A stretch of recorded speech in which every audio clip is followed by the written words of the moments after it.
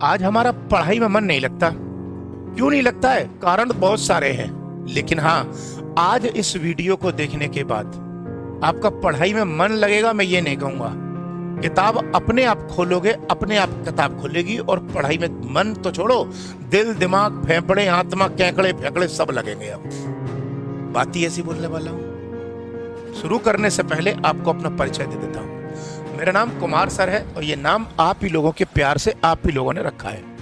मैं एक एप्लीकेशन चलाता हूं। इस एप्लीकेशन का नाम कुमार एडुटेनमेंट ऐप है।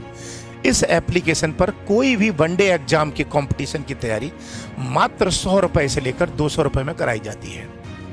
मतलब समझ में आ रहा है ना आपको क्या बोला मैंने कहा कि किसी भी वनडे एग्जाम की तैयारी मात्र 100 से लेकर 200 रुपए में कराई जाती है।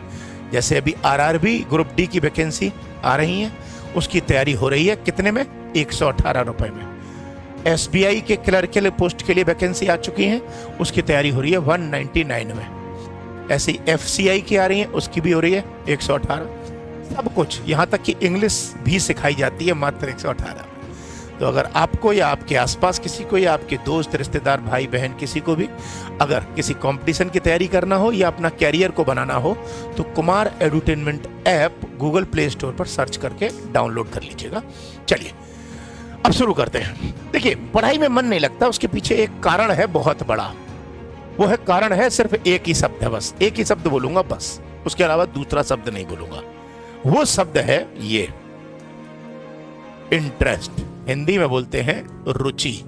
रुचि। अब आप कहोगे मतलब क्या है इसका? मतलब यह है कि आपका पढ़ाई में इंटरेस्ट नहीं है। क्यों नहीं है? क्योंकि आपको शायद पता है क्या है, आप पढ़ाई को टारगेट समझ रहे हो, लेकिन पढ़ाई जो है वो टारगेट नहीं है। एक्चुअली टारगेट तो आपका कुछ और है। टारगेट आपका कुछ और है। इस टारगेट तक पहुंचने के लिए पढ़ाई एकमात्र साधन है। पढ़ाई एकमात्र साधन है। पढ़ाई टारगेट नहीं होती कभी, पढ़ाई मीन्स होता है ना? टारगेट एंड होता है। इस लक्ष्य को प्राप्त करने के लिए हमको इसका इस्तेमाल करना है। मतलब अगर मुझे दिल्ली पहुंचना है तो दिल्ली पहुंचने के लिए कार या मोटरसाइकिल का जो भूमिका निभाती है वो पढ़ाई निभाती है, और इसी में हमको इंटरेस्ट नहीं है। अगर मतलब इसमें इंटरेस्ट नहीं है तो इस टारगेट तक नहीं पहुंच पाएंगे। सीधी बात है, दिल्ली पहुंचना है और अगर साइकिल ही नहीं है, साइकिल में इंटरेस्ट ही नहीं है, तो दिल्ली पहुंच पाओगे? नहीं पहुंच पाओगे। इसलिए अगर दिल्ली पहुंचना है तो जिस माध्यम से जाना चाहते हो उस माध्यम में इंटरेस्ट होना चाहिए, उस माध्यम में इंटरेस्ट क्रिएट करना पड़ेगा। अब आप कहोगे साहब मैं इंटरेस्ट क्रिएट कैसे करूं? मैं एक बात कह रहा हूं आपसे, बस एक ही बात फील करना, एक ही बात फील करना। चलिए, दिल्ली गैंगरेप, भगवान न करे कभी किसी के साथ हो। दिल्ली में जो सामूहिक इस प्रकार की जघन्य घटना हुई थी, उस घटना में 4 जो आरोपी थे उनको फांसी की सजा सुनाई गई थी और फांसी होनी थी 20 मार्च 2020 को। और सुप्रीम कोर्ट, हाई कोर्ट और डिस्ट्रिक्ट कोर्ट सबसे फाइनल चीजें आ चुकी हैं। राष्ट्रपति ने माफी मना कर दी है और 20 मार्च को 5 बजे के आसपास फांसी हो रही है। मैं आपसे पूछ रहा हूं, सपोज करो जो फांसी की सजा मिल रही है वो मान लो किसी को मिल रही है, मुझे मिल रही है, तीसरे को मिल रही है, किसी को भी मिल रही है, और हमको पता है कि कल सुबह 5 बजे फांसी होने वाली है।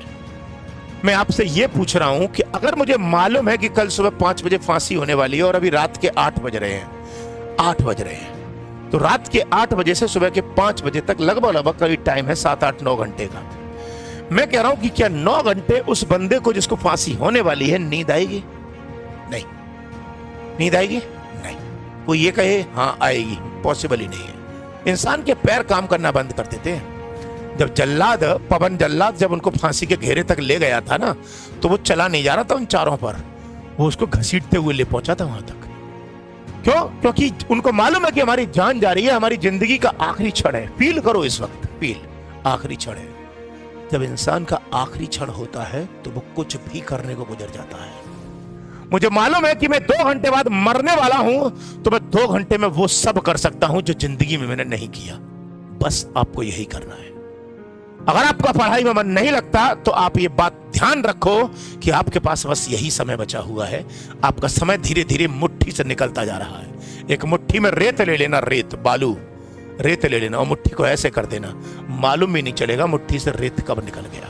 आपके हाथ से भी टाइम निकलता जा रहा है। अब इसको, टाइम को आपको यूटिलाइज करना है। यूटिलाइज करने के लिए बस एक ही फॉर्मूला है, सामने मौत खड़ी है। उस मौत से अगर बचना है तो समय का सदुपयोग करना पड़ेगा। ध्यान रखिएगा, हम लोगों के पास, चाहे वो आप हैं चाहे मैं हूं, 50, 60, 70 साल की जिंदगी है, उसमें करीब 20 साल तो हमने निकाल दिए, यानी कि करीब 1/3 जिंदगी निकाल चुके हैं। अब ये एक साल आप लोगों ने पढ़ाई करके अपने ड्रीम को पा लिया तो बाकी के सारे साल आपकी जिंदगी मौज ही मौज है। और अगर बाई चांस को आपने आगे की जिंदगी अगर सेट करनी है तो तुम पढ़ाई कर लो, और नहीं करनी है तो पूरी जिंदगी स्ट्रगल ही करना पड़ेगा। बस ये याद रखना, इसके आगे मैं कुछ नहीं कहूंगा। बस याद रखना, जब भी पढ़ाई में मन ना लगे, सामने देख लेना मौत खड़ी हुई है। उसके अलावा आपके पास या हमारे पास कोई रास्ता नहीं है। मैं भी जब, चूंकि अब तो मेरे अटेम्प्ट तो खत्म हो गए, ना मुझे सरकारी नौकरी अब इस मोड़ पर चाहिए, मैं भी आज जब कोई चीज पाने वाला होता हूं ना, कोई पाने की इच्छा होती है, तो बस एक ही चीज सोचता हूं, मेरे सामने मौत खड़ी है, मेरे पास कोई रास्ता ही नहीं है। मैं यही जानता हूं कि मेरे पास अब यही समय है, मुझे जो करना है अभी करना है, इसके बाद मेरे पास रास्ता नहीं है। मुझे मालूम है शाम को 4 घंटे बाद मैं मरने वाला हूं, इसलिए उन 4 घंटों के भीतर मैं वो सब करने की कोशिश करता हूं जो मैं शायद अब तक नहीं किया। इसीलिए अपना बेस्ट से बेस्ट देने का प्रयास करता हूं, और इंसान को सिर्फ प्रयास करना चाहिए। फल जो है वो ऊपर वाला देगा, ये बात तो सही है, लेकिन ऊपर वाला फल आपको तभी देगा जब आपके प्रयासों में 110% ईमानदारी होगी।